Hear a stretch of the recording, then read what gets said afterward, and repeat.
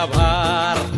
ज्वानीच्या या मळ्यामंदी विरतीचं पाणी बघायला कवतिक आलं नाही कुणी. मळ्या